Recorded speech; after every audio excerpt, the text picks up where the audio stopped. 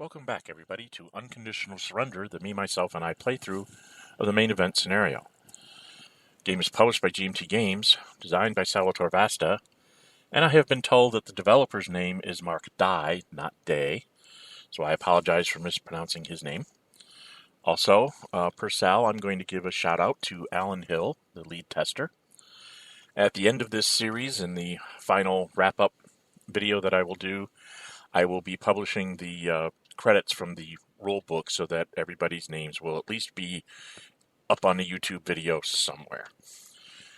We are getting ready to go on into October of 1943. There actually will be a weather phase because we have to actually roll the dice this time around.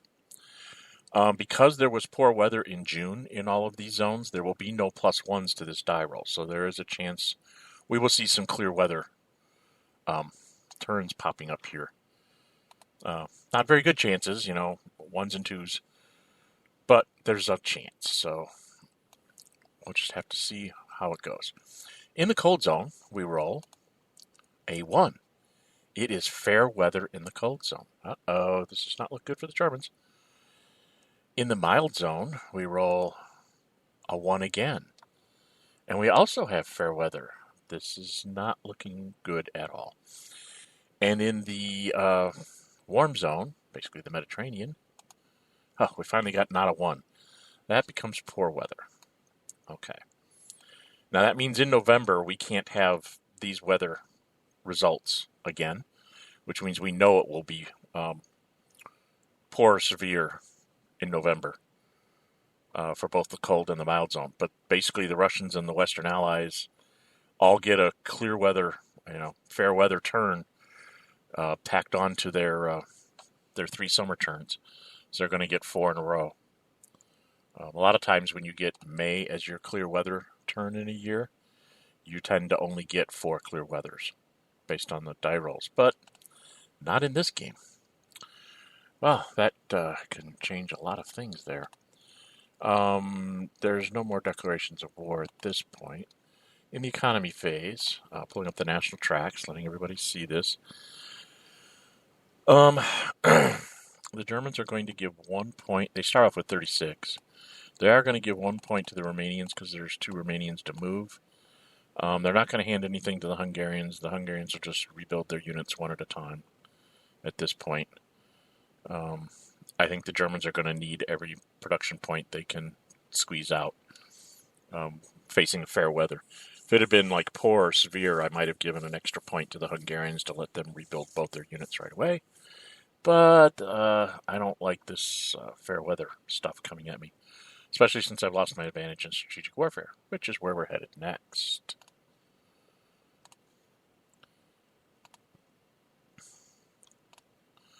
In the strategic warfare phase, it's +1 for the Germans because they still have an airplane in Norway. +2 for the Russians because they conquered 6 countries. The Germans do have a submarine, but they're at the lowest number right now, so they're going to wait and see if they actually lose a factory here and then use it to recapture it. They might play it in response to a possible ultra play by the British on that part of the strategic warfare.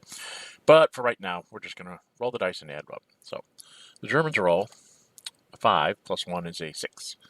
The Russians roll a 6, +2 is an 8. So we go look at a 6 to an 8, and that is a diamond. So no effects to the factory loss markers because they're all in the 1 box right now. So that takes us over to the west, where the Germans are a +1, and the British, because the U.S. is are +2, they didn't get any bound markers off again last turn. So here's one where I think, as the Germans, I don't think I should play it.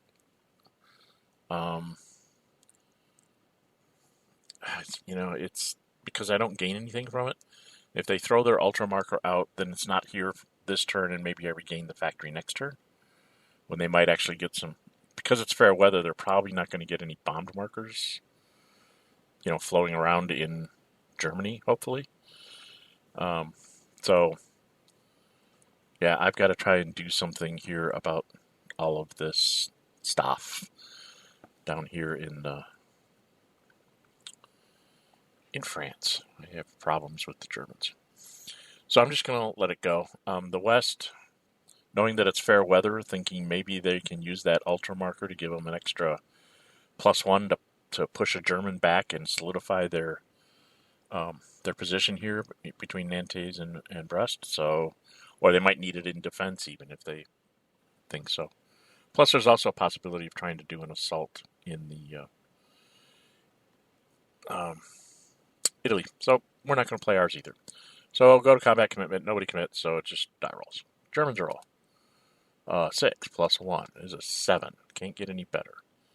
Russians or West rolls a 5 + 2 is a 7. 7 to a 7 is a diamond. Nothing happened. So that was very uneventful. Lots of talking and discussing what the heck I'm trying to do for very little gain. So we're on to strategic movement. Sorry, I have a marker here, and of course I put the faction card right over top of it. So I need to put that on here. Sir, oh my goodness, what do I do? What do I do? What do I do? I can't put the unit where I want it to go. For Munich, I really want to move this. Do I want to move this armor, or do I want to just strategically redeploy this armor? There's another quandary. How do you get these things to the front? If I strategically redeploy them, I can't replace them, so that's probably not the way to go about doing this. I really don't have anything. I want to move those panzers so I can replace them, so that they'll be full strength when they meet the Russians next month. The Russians are probably, with another fair weather turn, going to be able to pull off some major attacks here, so I'm going to have to withdraw in a general sense. This just doesn't look good for the Germans at all. I don't see one for the Germans, and I did not see one for the West either. If I remember right, they pretty much have everything where it needs to be. All their units are out of England, they're in here. And that's going to come in via convoy, so yeah, none for the West. And in the East, let's go double check and make sure. I really don't have anything that's worth strategically moving at this point. So I don't see one in the East either. So that's that. German operations phase. Oh boy, so many things to do. The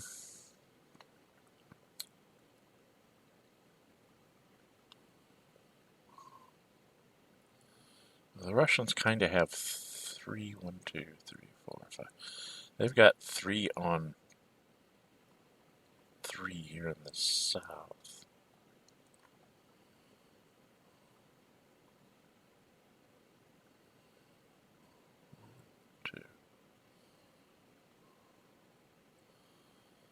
I really need to get a 2-for-1 in here somewhere. Alright, well, we're going to do diagnostic on Kursk. 1, 2, 3, 4, 5. This guy has to move up, so we're going to do diagnostic on Kursk. The guy that's back behind the Donets north of Rostov, he has to move up, which means that's only 1 sortie. So we're going to see if we get our 2-for-1 here, and maybe I can kind of control how bad the Russian air can get in my hair. So, as in most cases, Russians are -4, Germans are -2. Germans need a 5 or a 6 to get their 2-for-1. They rolled a 5, so now the Russians need to roll a 6 to avoid the 2-for-1. They rolled a 4. So the Russians take 2 hits. Germans take 1. So they're going to go ahead and use their last one here and hit this airplane. Yeah, he's already across the river. I don't see any way to push him out. I'll think about that. Let's see how I do here at Bryansk. I'm going to have him attack the Moscow one. It's that same thing. I need a 5 or 6 with the Germans. I rolled a 1, so. But that could be good enough. 3, 4, 5, 6, 7.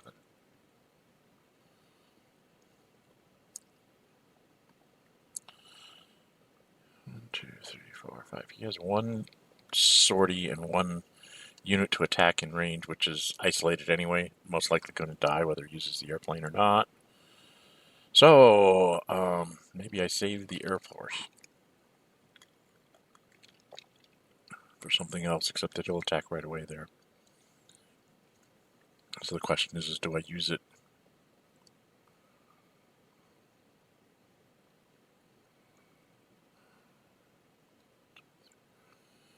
Maybe I use it to cut down this one.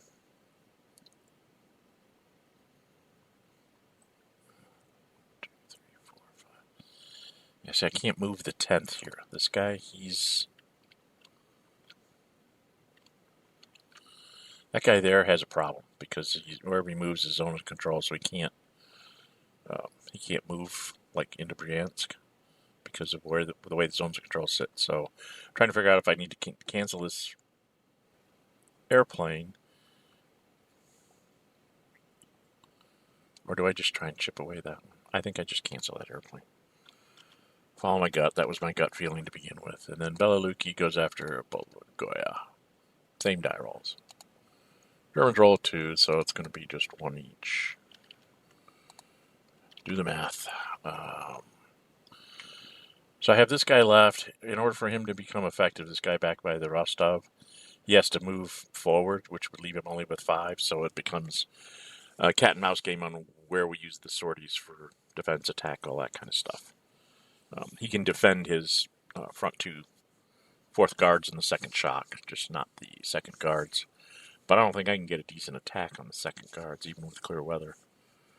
Because I really need to do something about the West. So unfortunately, I think the Russians are going to make a major crossing of the Dnieper here. And I can't really do anything to stop it because I just lost just a few too many units.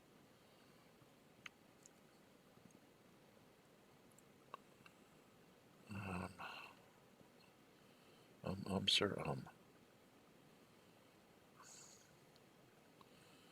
he's still in a good position by Smolensk. He's there. So, it's this. I think I have to back up these 2. And then maybe move the armored unit down. Yeah. Okay. Boy, as much as I would really like to try and blow up another Russian unit, I think I have to try and play for time. So we're going to move the Romanians around a bit and the 7th Garrison. Just trying to figure out where I'm going to put things. I think we move...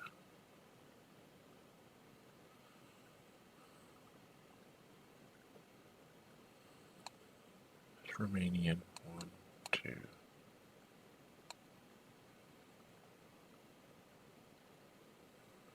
Yeah. So move that Romanian. And we move this German.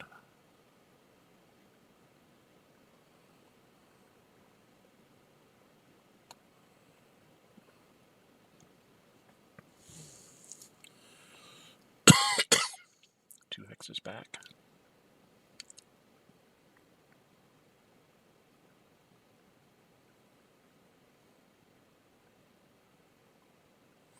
Actually, I think this Romanian needs to go here. Yeah, this Romanian goes here. Does he? No, he goes there. Alright, this guy goes 1, 2. This guy goes 1, 2, 3. And the Romanian goes 1, 2, 3.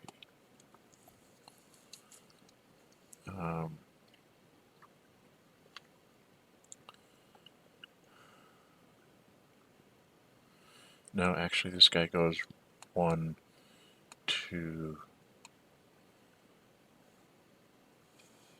3.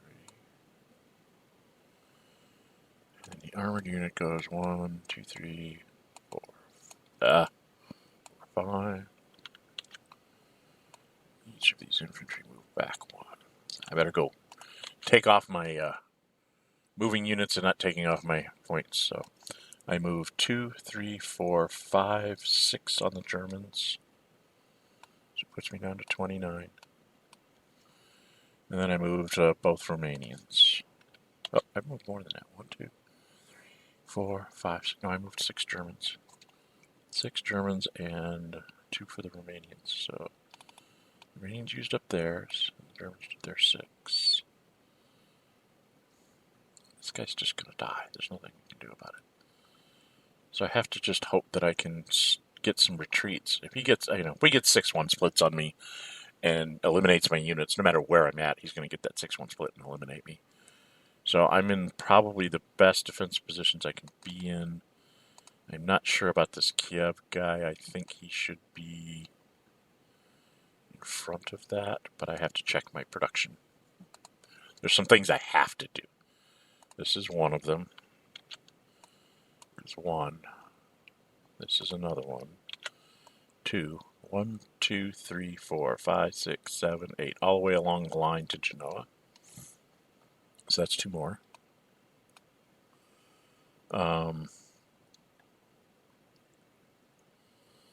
I say he can get up here and probably attack me with mobile. So I think I'm going to spend another one and put him behind where it's -2 to come after me in space.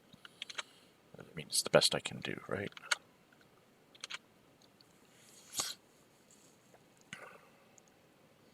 A whole lot of Germans down here that really should be defending it elsewhere.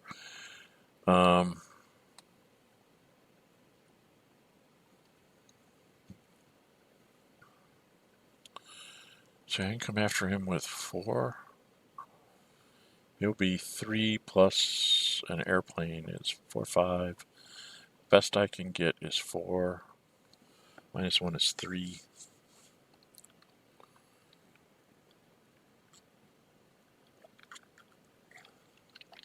Oh boy. Took a drink of water there to let me keep yapping away. 1, 2, 3, 4, 5, 6, 7. You can go fill in the hole there. Boy, I could almost try and do an assault first, but if it don't get the hex, it'd be 2, 3, 4, 5. -1 would be +4 to, again, +4 to a +5. That's the best I can do here, so +4 to a +5. Or +3 to a +5. So unless I move the airplane, if I move the airplane, then I end up with other troubles.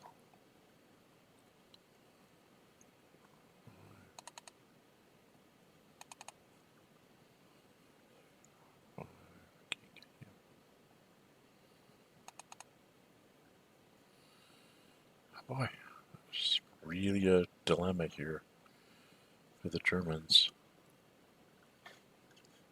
I mean, they really need to try and push on this Nantes thing. I know I'm going to have poor weather next turn, but I really can't get up a good mobile assault against it because he's got air, and if I bring my air down to try and counter it, then I'll leave myself open to bombing in the west. So I guess we'll go do the easy ones here. 1, 2, 3, 4, 5, 6, 7, 8, 9, 10. And this one. 1, 2, 3, 4, 5, 6, 7, 8, 9, 10. 9, 10. 2, 3, 4, 5, 6, 7, 8, 9, 10. Go to there. So that's 4 more. So now I'm getting down to 22 left. If I'm going to bring up my airplanes. I'm going to need like 15. And I have a bunch to build. I've got 2, 3, 4. I got 5 infantry. So if I were to do nothing else, I mean, I would only have like 2 points to play with. And I really don't have anything I can do other than try to contain him. Right?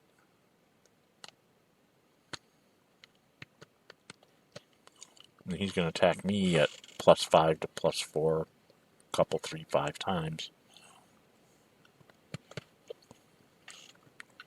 I can follow up with the BEF.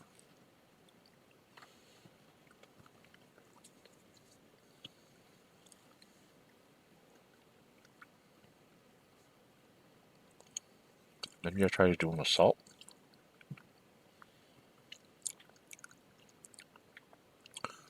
I go here. And I bring this garrison down here. That would be 4, 5. Take away 1 would be +4. He can be up to +5. But I could add in a heavy artillery. So I would be +6 to +5. I'm really just trying to retreat him. Or I can go +4 to +5 and use up his airplane so he doesn't have quite as good. How bad is +4 to +5? Let's take a quick look. Worst I can roll is a 5. Best he can roll is an 11. So even on my worst die roll and his best die roll, it's just an attacker stopped. And there's a remote chance I might actually, he's at +5. His minimum he's going to get is a 6. And I'm at +4, so I have to roll a 5 or a 6 to even have a chance of getting him out. And he needs to roll 1 or 2 when I roll a 5 or a 6. A 1 when I roll a 5, a 1 or a 2 when I roll a 6. So that's what, like 5 results out of 36? Not quite 1 and 6. I'd be able to attack a couple times if I wanted.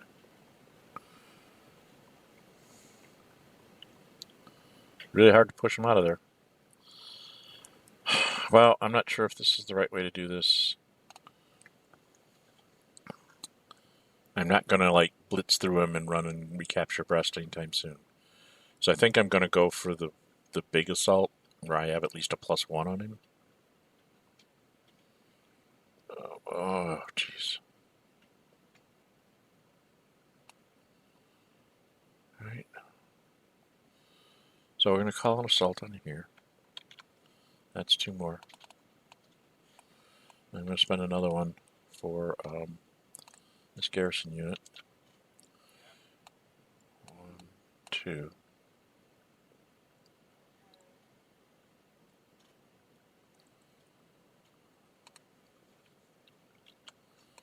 And it didn't want to activate him. I wanted to highlight pink. There we go. So, I guess we go to combat commitment. The defender is starting off at +3. +1 for British, +2 for armor.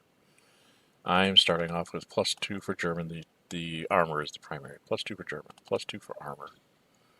+1 because he's got a buddy. And then -1 because he's facing a city. And we go to combat commitment. The Germans are definitely going to say yes. The British are going to say yes because they can throw in their airplanes. They've got lots of them. Right? So both sides say yes. The Germans first commit their tanks marker to that guy there, which gives them, makes him a +2. So that's 4, 5, 6, -1. So now they're +5. And then the British go, well, of course we will commit, do we want to commit that airplane? Or do we want to commit the other one? We want to commit the other one, don't we? Yeah, he's further back. Let's commit the one in Plymouth. 1, 2, 3, 4. Okay, so that gives the British another +2. And then the Germans will throw in their heavy artillery.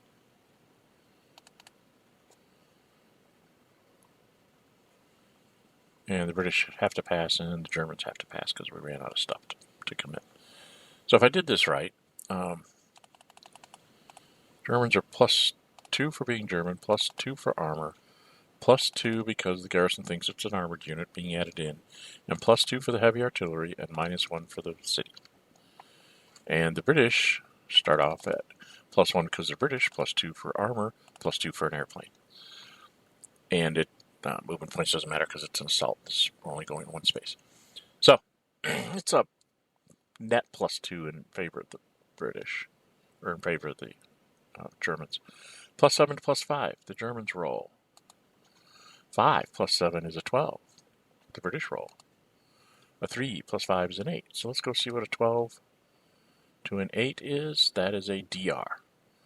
That's not bad. The British have only one legal retreat route, so they go there. This will get turned back into German. I think I will take it with the Panzer. And then we go back to the turn track over here, and the tanks go back the next turn, and then this thing, I roll a die. And of course, 5 turns. I won't see it in forever. 1, 2, 3, 4, 5. I won't see it back till March. So I won't have it for the ucky winter months, which could be a problem. But we did push the British out of Nantes, which makes this convoy and this fleet have to rebase. They'll go drop themselves into Plymouth. So that gives them, he gets an extra sortie and he gets a sortie for being forced to move like that. Okay. Minor little success in the West. Cost me a lot. Down to 19 production points. So I can't build all my infantry, but I can flip up all my airplanes and build 4 of my 5 infantry. Actually, not really, because I'm going to want to flip up this Panzer. And I got an infantry. That's 3, 4, 5, 6, 7. I have at least 7 flipping that I need to do. Yeah. So I'll be down to like 12. I'll be able to flip up like 3 airplanes. Or, yeah, 3 airplanes and build some infantry, which I'm going to need to do. So things are going to get really dicey here on the Eastern Front. Technically, I think everything is still in supply, except for... Yeah, this guy's actually still in supply because a controlled city negates the zone of control, so it can just kind of roll down through this rail line. I know it doesn't seem like it should be that way, but it is a controlled city, so there's enough garrisons there to negate the patrolling things from the first guard or whatever. That's not long to be there, obviously. The 10th is still going to be isolated, so he's going to have lots of pluses to blow it up once he gets breaking through and does something about Briansk. So, I think that's the best the Germans can do right now. They're just hoping to contain the breakout and then fall back on Kiev and Odessa and the Dniester in the end. Just trying to withdraw slow enough because it's a fair weather turn. I have to withdraw slow enough that I don't give him multiple attacks, deep. I don't want to give him 8 hexes and he gets an attack. So I have to kind of defend a little bit forward here.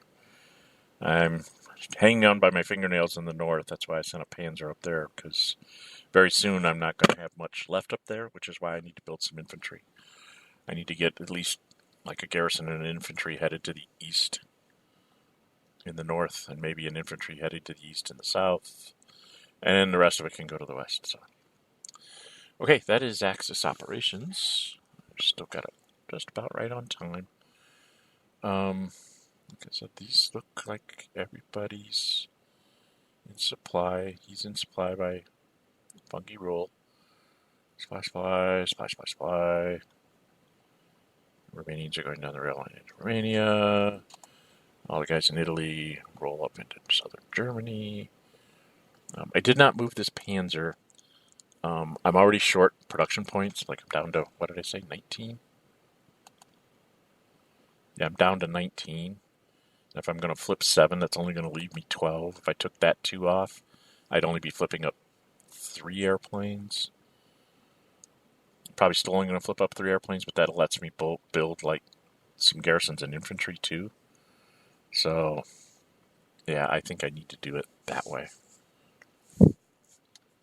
Need to save the points. Much as I'd love to have him come flying out of Metz and go, someplace cool, I don't have to worry about...